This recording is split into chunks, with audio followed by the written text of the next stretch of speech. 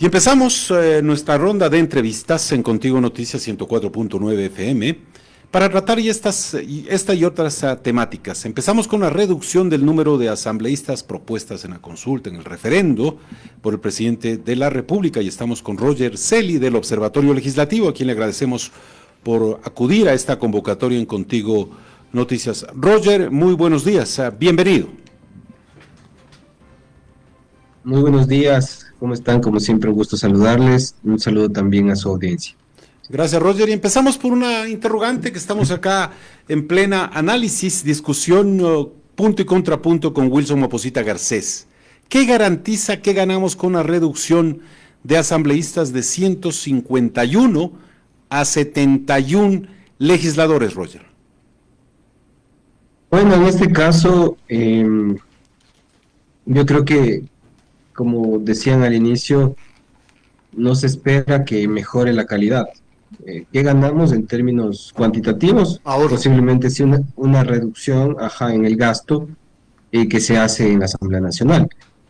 Pero si vemos este gasto, pues es el menos del 1% del presupuesto general del Estado. Es decir, 8 millones de dólares, más o menos. Exacto. Es decir, el impacto no es significativo, digamos, en términos globales de la administración pública. Bueno, y ahí podemos decir que también se gana, pero lo quiero decir entre comillas, porque no que hayan menos partidos representados en el Parlamento significa que hay una mejor democracia. Hay este relato, esta narrativa de que en Ecuador existe demasiados partidos políticos, pues con esta reforma posiblemente eso cambie. Y en la Asamblea Nacional tengamos uno o máximo dos partidos, el uno muy grande y el otro tal vez mediano o muy pequeño, que sean quienes conforman el pleno de la legislatura. Y si ustedes ven, pues, un diseño institucional de este tipo ya se implementó en otro país, como por ejemplo en El Salvador, en donde el partido oficialista tiene gran fuerza, es decir, ha logrado concentrar poder. Y con esto termino esta parte que es muy importante. ¿Por qué hablo de concentrar poder y que esto podría, más bien, que finalmente habrá que ver el resultado, pero ¿por qué esta propuesta podría concentrar poder? Porque se ata a la eliminación, por ejemplo, del financiamiento a los partidos políticos, en donde posiblemente nos establezcan techos para el financiamiento privado a ciertos partidos políticos. Entonces se va configurando una suerte de elitización de la política, en donde pocos partidos van a tener la oportunidad real de participar competitivamente en las elecciones. El que tiene plata va a ser candidato. Básicamente, y esto se ata a un tercer elemento, hablando en términos de diseño institucional, por supuesto, y es el método de asignación de escaños. Con estos tres elementos, pues, tenemos clara, digamos, la película, que suelen decir que es indescifrable, pero claro, la película al respecto de a dónde se quiere avanzar. Luego podemos hablar de otras cosas con esta lógica, digamos, de concentración de poder, y es comenzar a hablar de ciudades, por ejemplo. Tenemos demasiadas ciudades en el país, y la descentralización y demás. Entonces quería arrancar por ahí con una reflexión importante, y es que mañana podemos tener 200, 300 legisladores o 20 o 30 legisladores, que la discusión no pasa por ahí, porque la legislatura tiene que ver con otra cosa, tiene que ver con eficiencia, eficacia, responsabilidad y sobre todo conexión con la demanda sociopolítica y económica del país. ¿Qué ganamos? Yo digo, viendo desde el gobierno, ganamos popularidad, consolidación, porque ¿quién no estaría de acuerdo que se eliminen? Porque en ningún país, no sé si es que usted sabe, en algún país son populares los parlamentarios.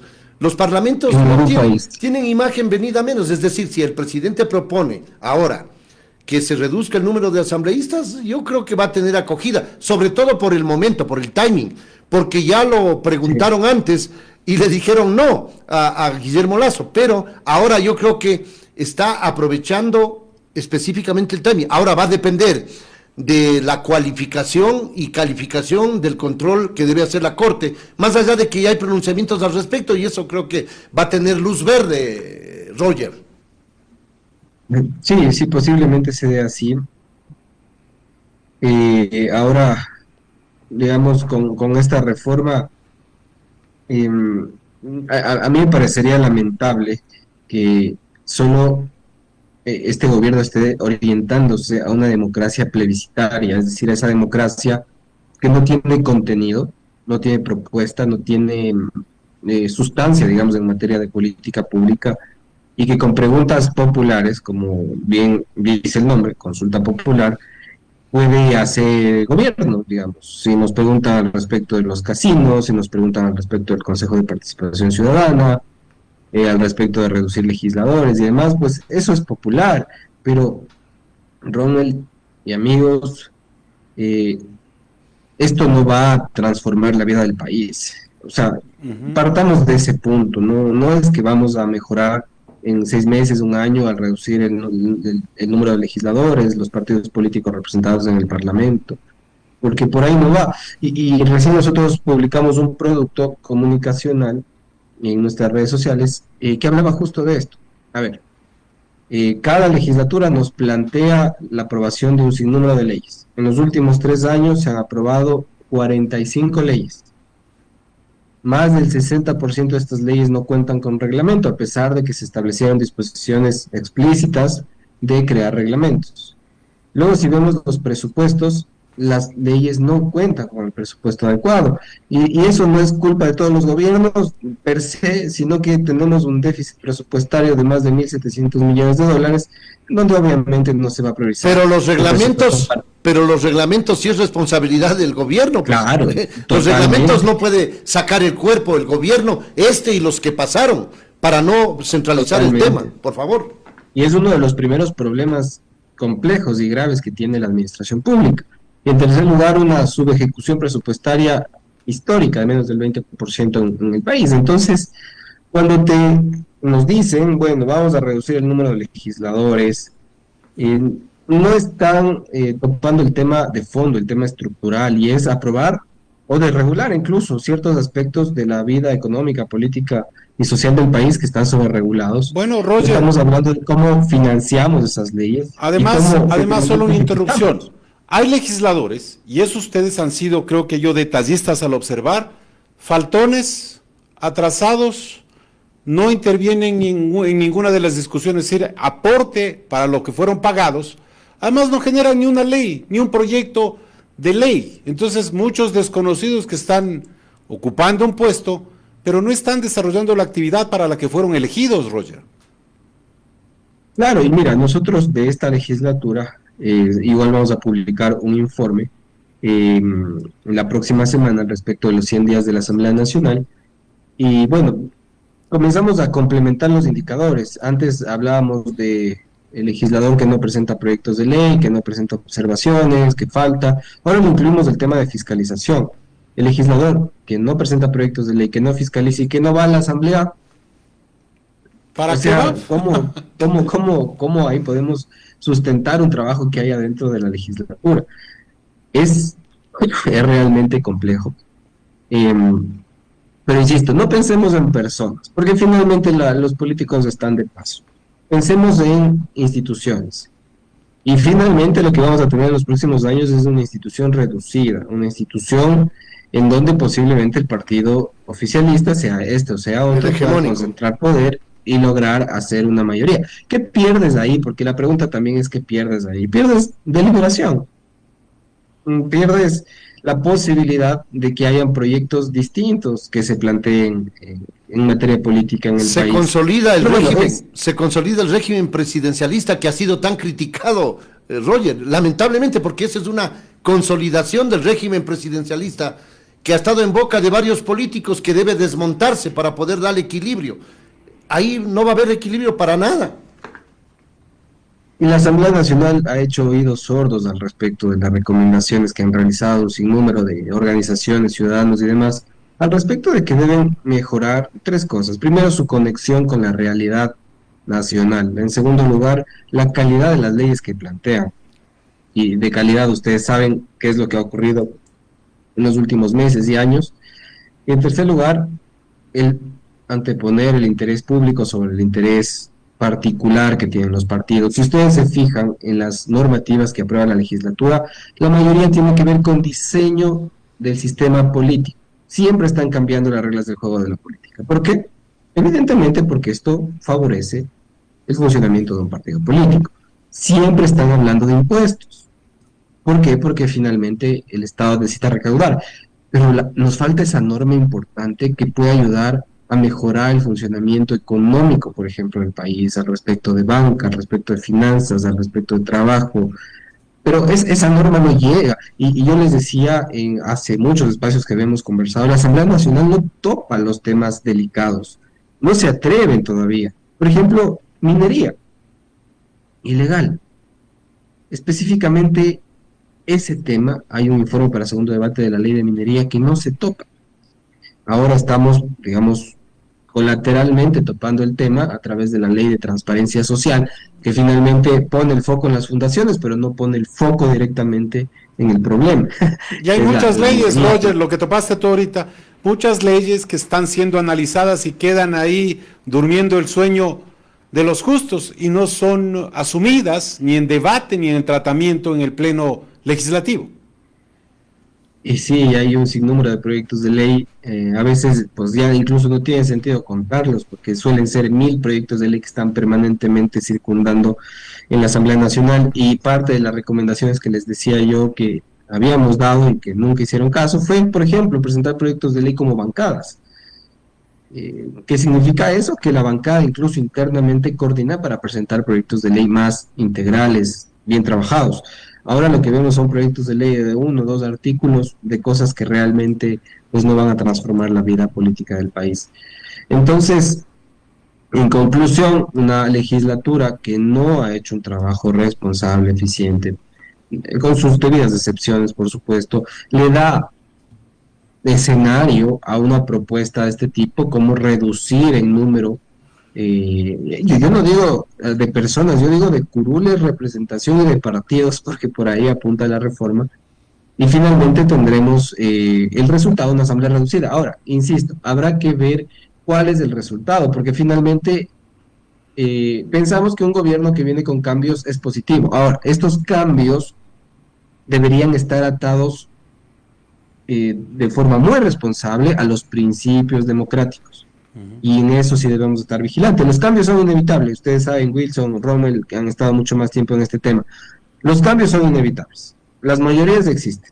Se trabaja en función de los votos. Hay popularidad. El cambio se va a dar. Lo que debemos estar atentos como ecuatorianos, seamos de izquierda, derecha, centro, es a que estos cambios respondan o estén alineados a principios democráticos y de transparencia. Principios democráticos que se observan en las urnas, Roger. Y Wilson, claro, ahora uno se pregunta, ¿por qué financiar a gente que salen a lo que son elecciones, utilizan el dinero de los ecuatorianos, el fondo partidario por una parte para preparar aparentemente las nuevas generaciones políticas, el otro para hacer campaña, y al final no tienen ese apoyo en las urnas, Roger, y uno se menciona y dice, tanta plata para no llegar ni al 1%? También creo que es controversial este punto, pero dicen, bueno, estos señores aparecen y desaparecen, ¿no? No hacen vida política.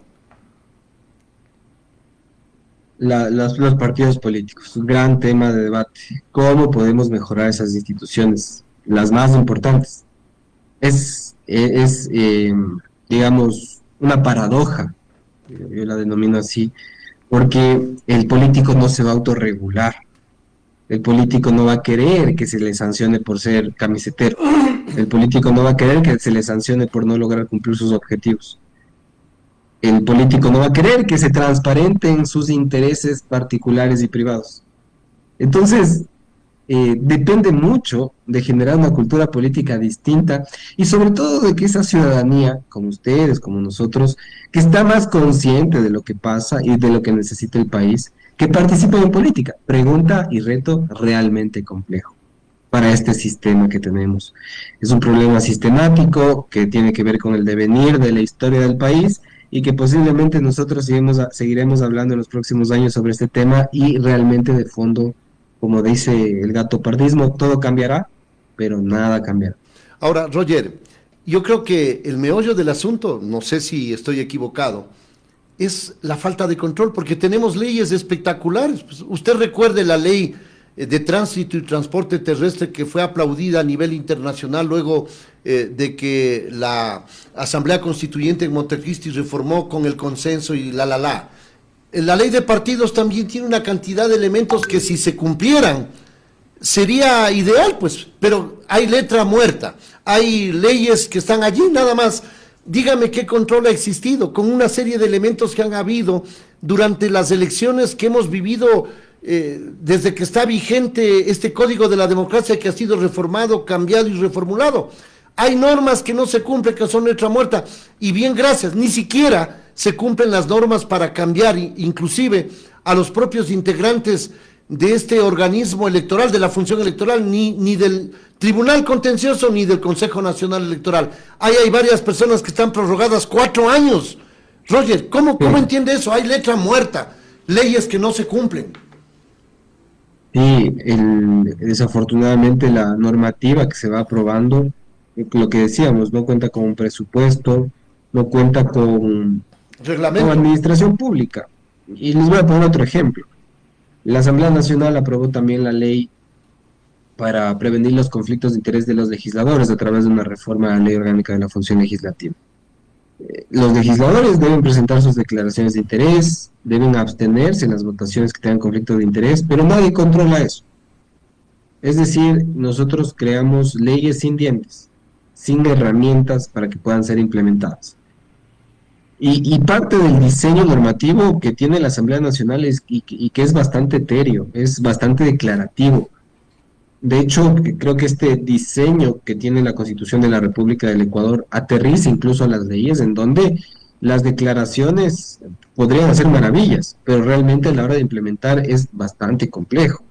Entonces, yo decía al inicio, qué bonito sería escuchar a un legislador que nos diga: oigan, ¿se han dado cuenta que esta ley vigente no funciona?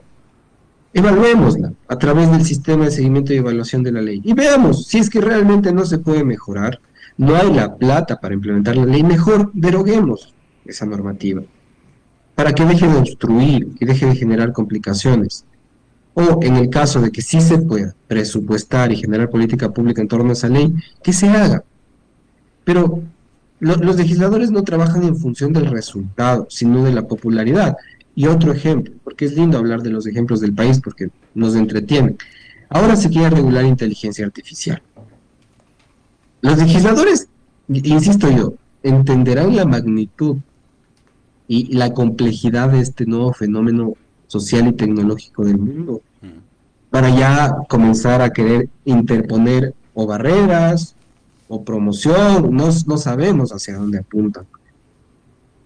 Entonces, estamos en un país que tiene muchísimas leyes, hay una hiperinflación de leyes, una hiperinflación legislativa, muchas de esas leyes no funcionan, no sabemos incluso cuántas están vigentes, cuántas han sido derogadas, y seguimos proponiendo ley para cambiar el país. La ley de más apagones fue el gran ejemplo. Por favor. Y que vamos a ver el resultado en de cara a este nuevo estiaje que va a tener el país posiblemente.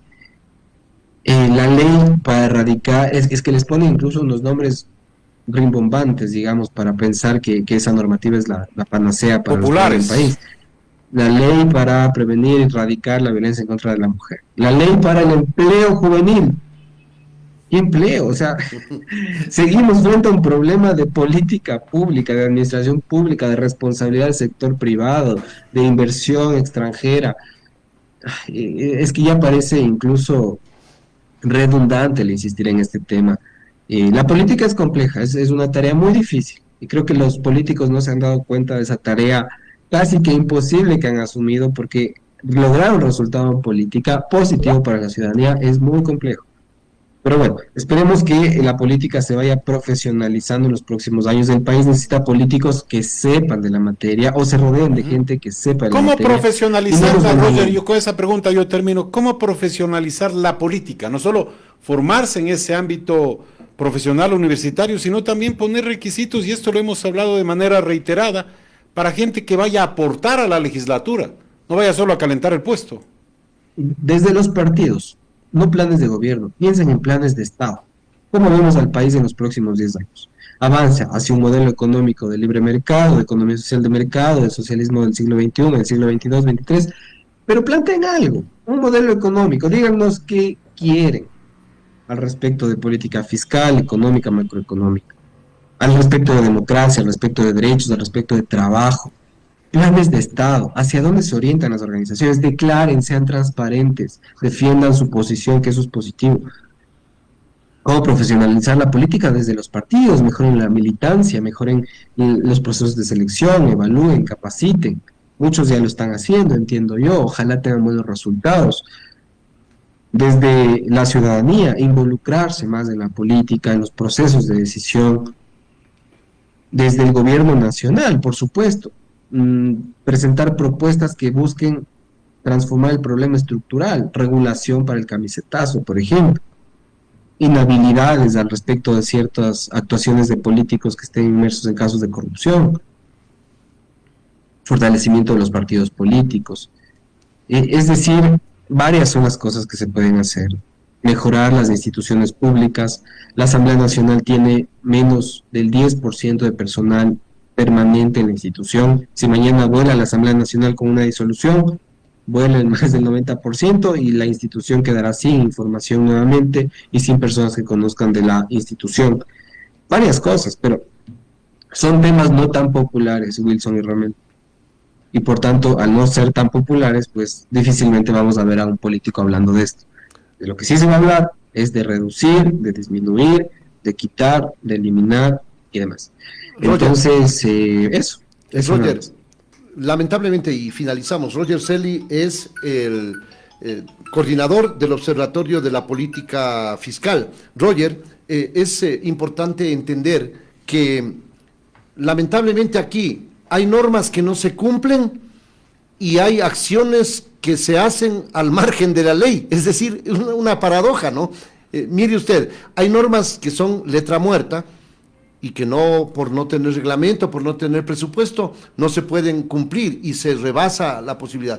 Pero hay acciones que se implementan desde el gobierno, desde el poder, que no están escritas en ninguna norma, pero que igual se realizan. Es decir, yo no sé qué podría ser o cómo se podría hacer para llegar a una civilidad y un respeto democrático absoluto, ¿no? Difícil. Eso es complejo. Estamos frente a una política que piensa que hay que anular al otro, que el otro pues y sus ideas nos sirven y por lo tanto a través de mecanismos institucionales, discursivos y de estrategia política se busca eliminar la posibilidad de oposición. Y es lo que estamos viviendo actualmente. Veamos si es que finalmente prospera esta propuesta para los ecuatorianos, que al parecer sí va a prosperar. Insisto, Wilson, lo que habrá que ver es el resultado. Finalmente, todos los cambios que va a implementar este gobierno, la optimización del Estado a través de los 5.000 despidos a servidores públicos, las normativas, que muchas de ellas quedaron en gran parte vigentes, a pesar de que algunas normas internas fueron suspendidas, me refiero a las leyes que fueron demandadas. Es decir, trabajemos en un análisis con base en resultados, no presunciones o no apasionamientos ideológicos o políticos. Veamos cuáles son los resultados finales. Si la propuesta logra buenos resultados, pues habrá que respaldar lo que sea positivo. Y si no, y comienza a romper principios democráticos, habrá que decirlo y habrá que proponer mejores políticas que estén alineadas a nuestra democracia. Finalmente, ¿qué es lo que nos queda? Es esta democracia, que podamos conversar, la libertad de expresión, la libertad de asociación, la libertad de trabajar, de hacer emprendimiento. Estamos siempre en el Ecuador jugándonos eso, no sé si se han dado cuenta, siempre nos estamos jugando derechos fundamentales, derechos básicos, y ojalá eso no vaya empeorando y vaya mejorando. Gracias, Roger, muy amable por atender esta invitación. Roger Celi, coordinador del Observatorio Legislativo, y su opinión sobre estos temas que ahora mismo debaten los ecuatorianos.